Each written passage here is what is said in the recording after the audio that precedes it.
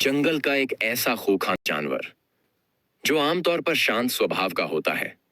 यह जानवर अधिकांश पानी के अंदर और दलदलीय इलाकों में रहता है।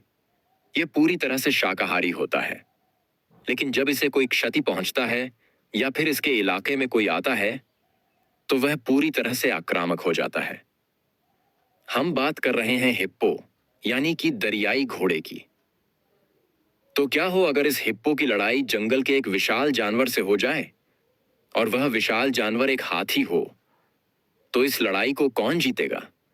क्या इस लड़ाई को हिप्पो जीत जाएगा या फिर हाथी इस लड़ाई को जीत जाएगा? क्योंकि हिप्पो के पास जहां उसका मजबूत जबड़ा और नुकीले दांत हैं, तो वहीं हाथी के पास भी उसकी सुरक्षा के लिए सूंड है। जहां एक हिप्पो जो आसानी से एक मगरमच्छ को या फिर एक शेर को भी चुनौती दे देता है, तो क्या हिप्पो भी हाथी को चुनौती दे पाएगा? तो चलिए हम यह देखेंगे कि अगर हिप्पो और हाथी में लड़ाई होती है तो कौन जीतता है। सबसे पहले अगर हम एक दरियाई घोड़े की बात करें तो यह पूरी तरह शाकाहारी होता है।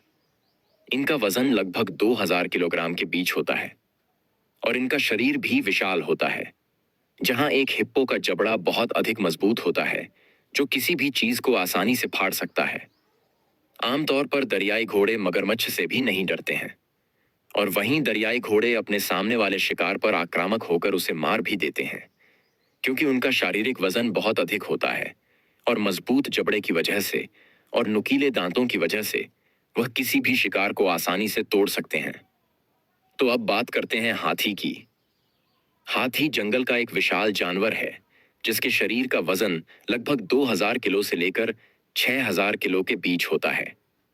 अगर हाथी की सूंड की बात करें तो यह अपने सूंड से लगभग 300 से 400 किलो का वजन आसानी से उठा सकता है और किसी भी भारी चीज को यह दूर फेंक सकता है या फिर तोड़ भी सकता है।